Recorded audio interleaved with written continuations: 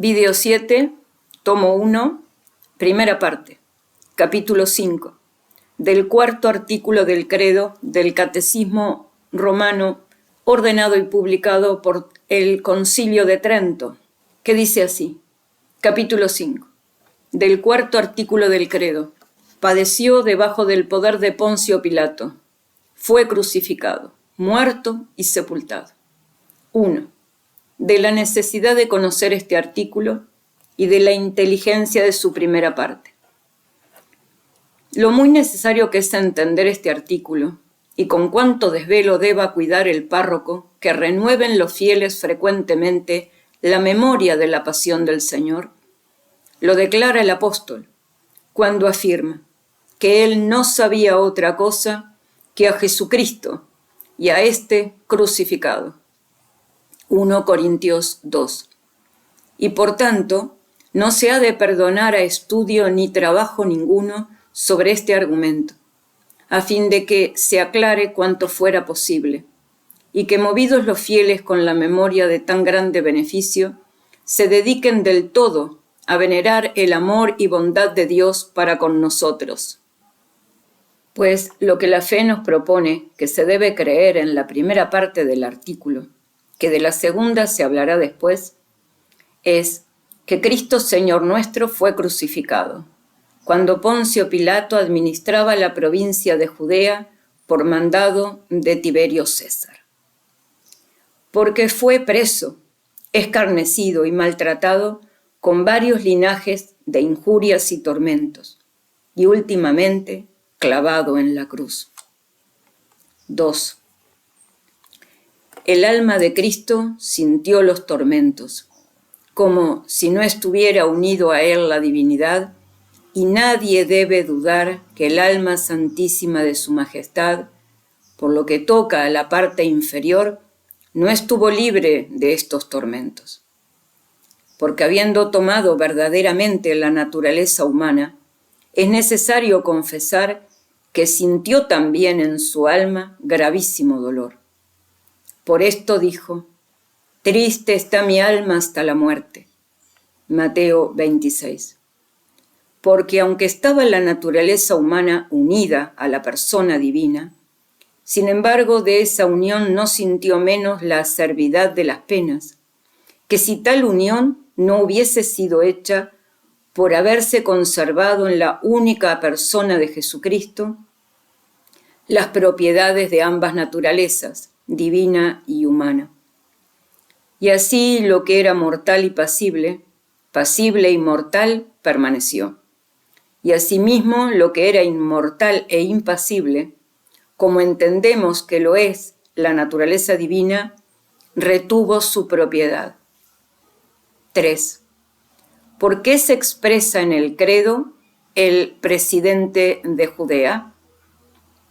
Acerca de lo que en este lugar vemos notado tan cuidadosamente, esto es, que Jesucristo padeció en aquel tiempo que gobernaba Poncio Pilato la provincia de Judea. Enseñará el párroco que se hizo esto para que el conocimiento de una cosa tan importante y necesaria pudiera ser a todos más averiguado cuando se señalaba el tiempo fijo en que sucedió, como leemos que lo hizo el apóstol Pablo en 1 Timoteo 6. Y también porque en esas palabras se declara que se cumplió por la obra aquella profecía del Salvador: entregarlo han a los gentiles para ser escarnecido, azotado y crucificado. Mateo 20. 4. Cristo murió en cruz por alto consejo de Dios. Mas, ¿por qué causa determinadamente quiso el Señor morir en el árbol de la cruz? Esto sin duda debe atribuirse a disposición de Dios, a saber, para que de donde nació la muerte, de allí saliese la vida. Porque la serpiente que había vencido en un árbol a los primeros padres, fue vencida por Cristo en el árbol de la cruz.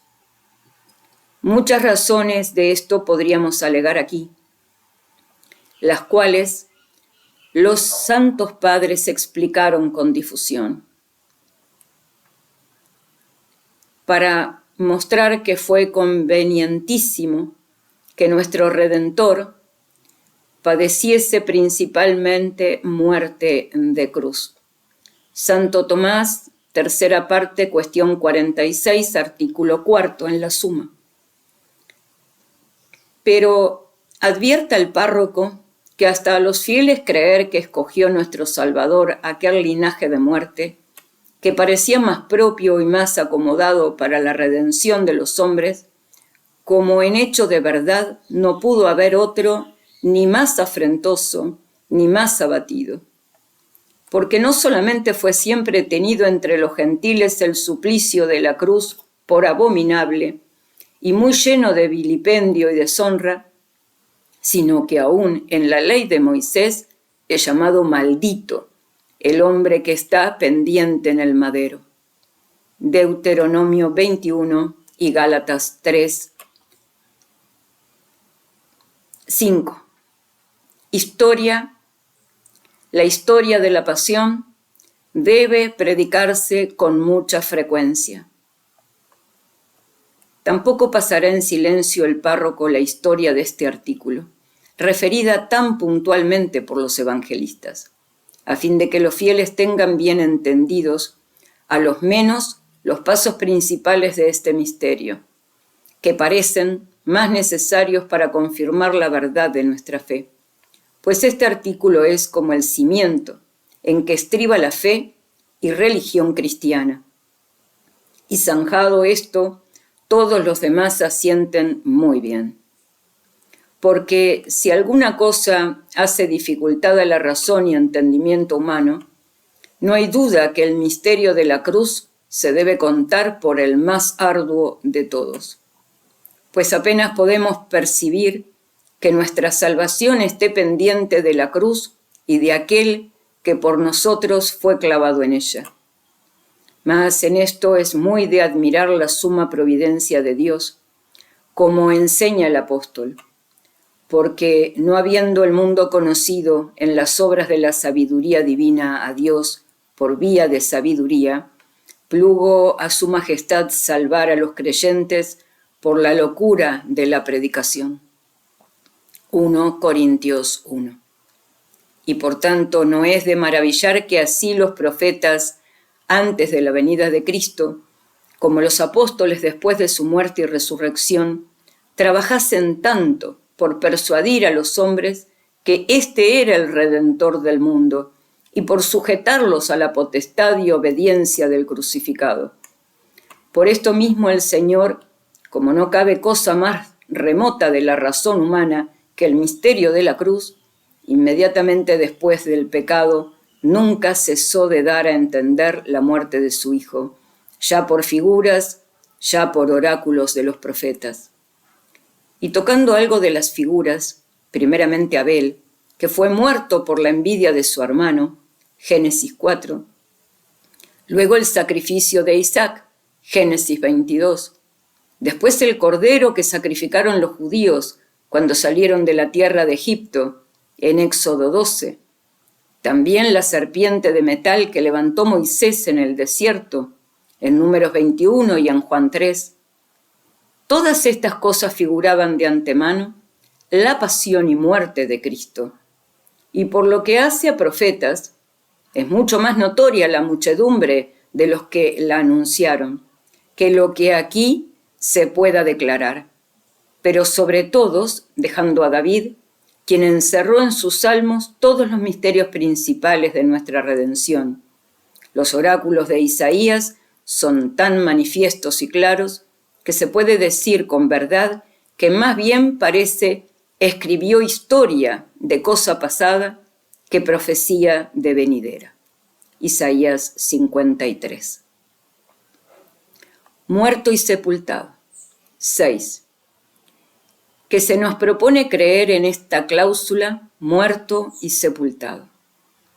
Por estas palabras explicará el párroco que se debe creer que Jesucristo, después de crucificado, verdaderamente murió y fue sepultado, y que no sin causa se propone a los fieles el que crean esto separadamente, porque no faltó quien negase que había muerto el Señor en la cruz.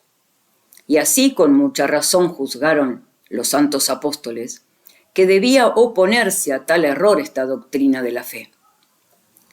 Nosotros de ningún modo podemos dudar de la verdad de este artículo, pues todos los evangelistas concuerdan en que Jesucristo expiró. Y además de esto, siendo Jesucristo verdadero y perfecto hombre, verdaderamente podía morir. Y el hombre muere apartándose el alma de su cuerpo. Y así cuando afirmamos que Cristo murió, lo que decimos es que su alma se dividió de su cuerpo. Mas no por eso concedemos que la divinidad se apartase del cuerpo. Antes bien creemos y confesamos con toda firmeza que aunque el alma se apartó del cuerpo, siempre estuvo unida a la divinidad. Así el cuerpo que estaba en el sepulcro, como el alma que bajó a los infiernos. Y convenía mucho que muriera el Hijo de Dios, para que con su muerte destruyera al que tenía el imperio de la muerte, que era el demonio, y libertara a los que por temor de la muerte estaban toda la vida sujetos a servidumbre. Hebreos 2. 7. Cristo murió, no por fuerza, sino de voluntad. Pero lo singular, en Cristo Señor nuestro, está en que murió cuando quiso morir, y que no padeció muerte violenta, sino voluntaria. Y no solo escogió la muerte, sino también el lugar y el tiempo en que había de morir. Así escribió Isaías: ofrecióse porque él quiso. Isaías 53. Y el mismo Señor antes de su pasión dijo de sí: yo dejo mi vida para volver a tomarla. Ninguno me la quita, sino que yo la dejo de mi voluntad. Y poder tengo para dejarla, y poder también para volver a tomarla. Juan 10. Por lo que toca al tiempo y al lugar, cuando ponía Herodes acechanzas a su vida, dijo el mismo Señor: decida esa raposa, he aquí lanzo demonios y perfecciono sanidades hoy y mañana, y pasado mañana seré consumado.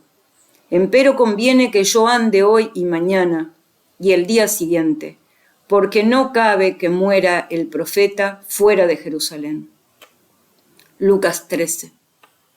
Nada pues hizo el Señor violentado o por fuerza. Él por sí mismo se ofreció voluntariamente. Y saliendo al encuentro a sus enemigos, les dijo: yo soy. Juan 18. Y de su voluntad padeció todas aquellas penas con que le atormentaron injusta y cruelmente.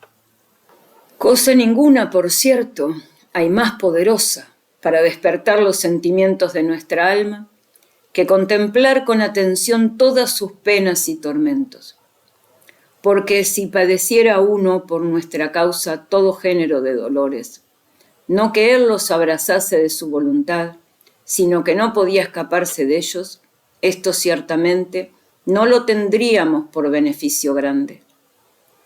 Pero si solo por nuestro bien se sujetase gustoso a la muerte, de la cual se podía librar, esto a la verdad es un linaje de beneficio tan raro que aún el más agradecido quita toda facultad, no solamente para recompensar el favor, sino también para agradecerle y apreciarle, de donde se deja entender claramente la suma y excesiva caridad de Jesucristo y su divino e inmenso mérito para con nosotros. 8. ¿Por qué se dice también que Cristo fue sepultado? Mas el que confesamos que Cristo fue sepultado no se pone como parte del artículo, porque añada nueva dificultad a lo que ha dicho de la muerte. Porque si creemos que Cristo murió, fácilmente podemos persuadirnos a que fue sepultado.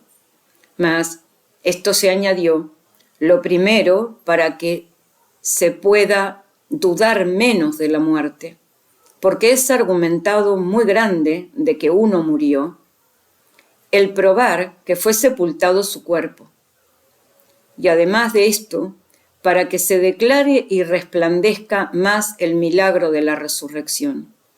Pero no solamente creemos aquí que el cuerpo de Cristo fue sepultado, sino que por estas palabras, lo que principalmente se nos propone creer es que Dios fue sepultado, como según la regla de la fe católica decimos también con toda verdad, que Dios murió y que nació de Santa María Virgen, porque como la divinidad jamás se apartó del cuerpo que se depositó en el sepulcro, justamente confesamos que Dios fue sepultado. 9. De las cosas que se deben notar sobre la muerte y sepultura de Cristo. Por lo que toca al género y lugar de la sepultura, bástele al párroco lo que dijeron los evangelistas. Pero acerca de esto deben notar señaladamente dos cosas. Una, que el cuerpo del Señor en el sepulcro por parte ninguna padeció corrupción, como ya lo había profetizado David.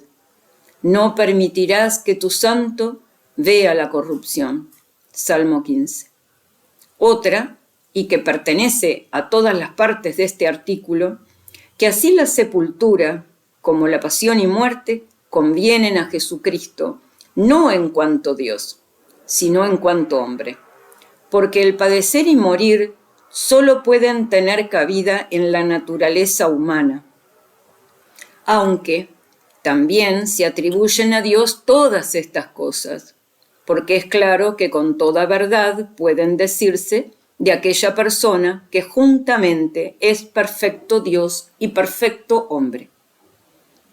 10. ¿Cómo debe contemplarse la pasión del Señor?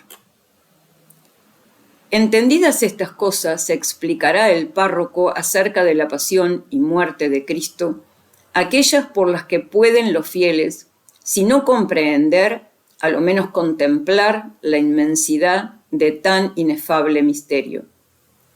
Y primeramente se ha de considerar quién es el que padece todo esto.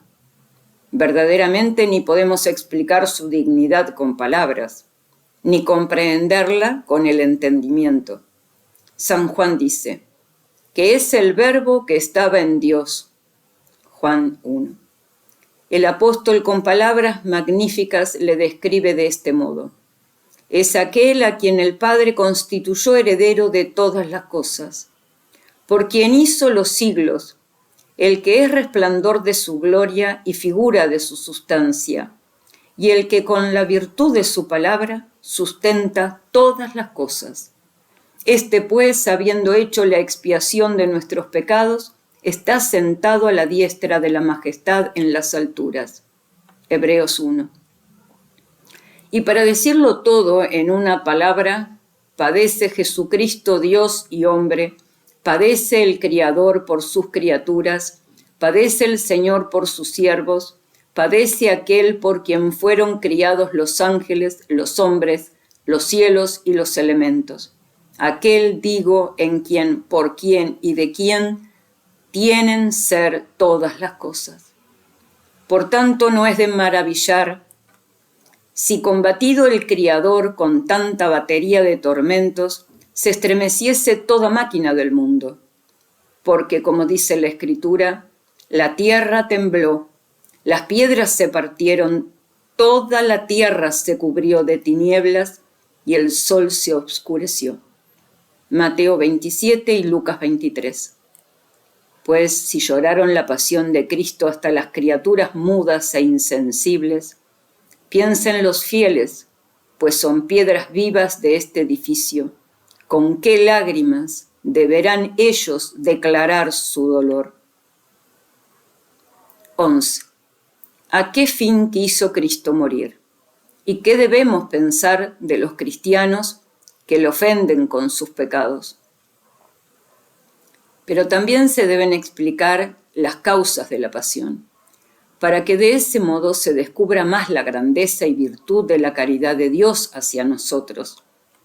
Si alguno pues desea saber la causa por qué el Hijo de Dios quiso sufrir una pasión tan amarga, hallará que la principal, además del pecado original, fueron los vicios y pecados que cometieron los hombres desde el principio del mundo hasta el día de hoy, y que cometerán hasta el fin de los siglos. Esto fue a lo que miró el Hijo de Dios Salvador nuestro en su pasión y muerte, a redimir y a borrar los pecados de todas las edades, y a satisfacer por ellos a su eterno Padre abundante y colmadamente. Júntase a esto, para realzar la dignidad de la obra, que no solamente padeció Cristo por los pecadores, sino que fueron ellos los autores y ministros de todas las penas que sufrió. Sobre lo cual nos amonesta así el apóstol escribiendo a los hebreos: reducid muchas veces a vuestro pensamiento a aquel que sufrió tal contradicción de los pecadores contra sí mismo, para que no os fatiguéis desfalleciendo en vuestros ánimos. Hebreos 12. Y en esta culpa se han de juzgar comprendidos todos aquellos que caen con frecuencia en el pecado, porque habiendo sido nuestras culpas las que impelieron al Señor a padecer muerte de cruz, ciertamente los que se revuelcan en torpezas y maldades vuelven en cuanto es de su parte a crucificar en sí mismos al Hijo de Dios, exponiéndole a vituperio. Hebreos 6. Y esta maldad aún mucho más grave puede parecer en nosotros que en los judíos. Si lo hubieran conocido, nunca habrían crucificado al Señor de la gloria. 1 Corintios 2. Pero nosotros, por una parte, confesamos que le conocemos, mas negándole, por otra, con los hechos, parece que de algún modo ponemos en el Señor manos violentas. 12. Cristo fue entregado a la pasión por el Padre y por sí mismo. Testifican también las Escrituras Sagradas que Cristo, Señor nuestro, fue entregado a la muerte por el Padre y por sí mismo. Pues dice Isaías: por los pecados de mi pueblo lo herí. Isaías 53. Y poco antes el mismo profeta, lleno del Espíritu de Dios, contemplando al Señor cubierto de llagas y heridas, dijo: todos nosotros anduvimos descarriados como ovejas perdidas, cada uno se desvió por su camino, mas el Señor puso sobre él las maldades de todos nosotros. Isaías 53.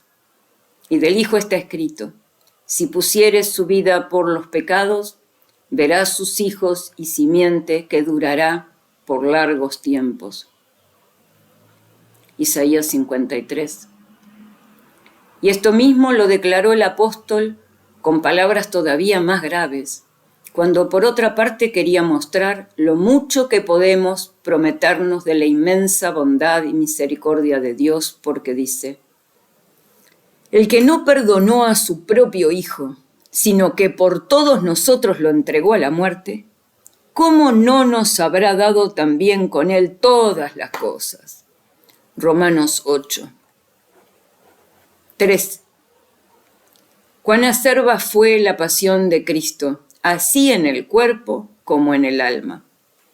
Síguese ahora que declare el párroco cuán grande fue la acervidad de la pasión. Aunque si tenemos presente aquel sudor de sangre que hilo a hilo corría hasta la tierra, cuando no solo el alma percibía el Señor las penas y tormentos que de allí a poco había de padecer, fácilmente cada uno entenderá por aquí que del todo llegó aquel dolor a lo sumo. Porque si solo el pensar los males que amenazaban causó tanta amargura, como lo declaró el sudor de sangre, ¿qué juicio se habrá de hacer del padecerlos efectivamente? Pero sin duda es constante que los tormentos que padeció el Señor así en el cuerpo como en el alma fueron los mayores que puede haber. Porque primeramente no hubo parte alguna de su cuerpo que no sintiese gravísimas penas. Los pies y manos fueron taladrados con clavos en la cruz, la cabeza coronada de espinas y herida con una saña, el rostro afeado con salivas y herido con bofetadas, y todo el cuerpo atormentado con azotes. De más esto, no hubo linaje ni condición de gentes que no se conjurase contra el Señor y contra su Cristo. Salmos 2. Porque los judíos y gentiles fueron consejeros, ejecutores y verdugos de la pasión. Judas le vendió, Pedro le negó, y los demás apóstoles le desampararon. Mateo 16, Marcos 15, Lucas 23, Juan 19. Y ya en la misma cruz, ¿qué lloraremos más? ¿La atrocidad, la afrenta o todo junto? Ciertamente no pudo escogitarse linaje de muerte, ni de mayor deshonra, ni de mayor tormento, pues no se solía justiciar con él sino a los hombres más fascinerosos y malvados, y en el que la tardanza de la muerte hacía más vehemente el sentimiento del sumo dolor y pena. Acrecentaba también lo grande de los tormentos la misma complexión y temperamento del cuerpo de Jesucristo, el cual, habiendo sido formado por virtud del Espíritu Santo, fue mucho más perfecto y delicado con lo que pueden ser los cuerpos de los demás hombres, y por lo mismo tuvo más viva la fuerza del sentir y le causaron los tormentos mucho mayor dolor. Por lo que pertenece al dolor interno del alma, nadie puede dudar que fuese sumo en Cristo, porque a los demás santos, en cualquier martirios y penas que padecían, nunca faltó algún consuelo de Dios, y recreados con él podían tolerar con igualdad de ánimo la fuerza de los tormentos. Y aun muchos de ellos, en medio de las penas, se sentían llenos de interior alegría.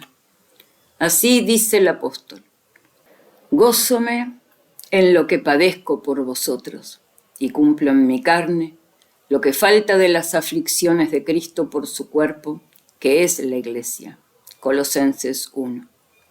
Y en otra parte: muy lleno estoy de consolación y rebosando gozo en todas mis tribulaciones. 2 Corintios 7. Pero Cristo Señor nuestro no templó con suavidad ninguna el cáliz que bebió de su pasión amarguísima, porque permitió a la naturaleza humana que había tomado que padeciese todos los tormentos, como si no fuera Dios, sino hombre puro. 14. De los bienes que la pasión de Cristo nos acarreó. Resta ahora que el párroco explique también cuidadosamente los provechos y bienes que percibimos de la pasión de Cristo. Y primeramente, la pasión del Señor nos libertó del pecado, como dice San Juan. Nos amó y nos lavó de nuestros pecados en su sangre. Apocalipsis 1. Y el apóstol escribe: os hizo vivir consigo perdonándonos todos vuestros delitos, borrando la escritura del decreto que estaba contra nosotros, y la quitó de en medio, clavándola en la cruz.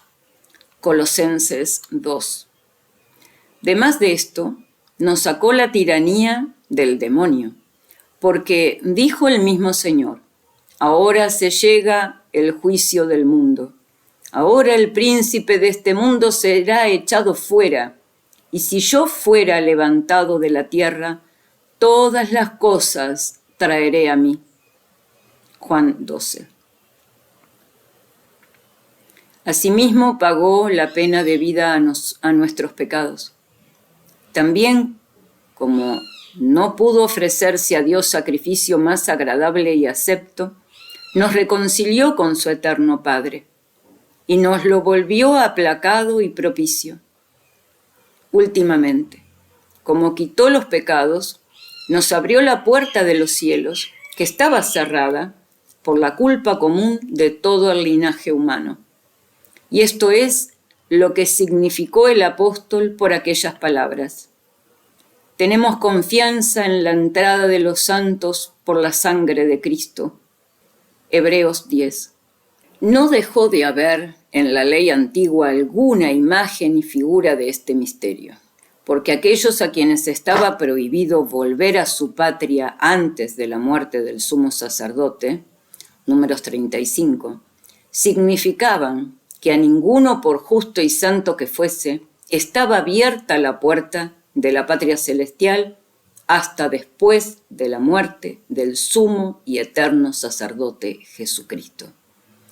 Mas luego que murió, se franquearon las puertas celestiales a los que, limpios por los sacramentos y adornados de fe, esperanza y caridad, se hacen participantes de su pasión.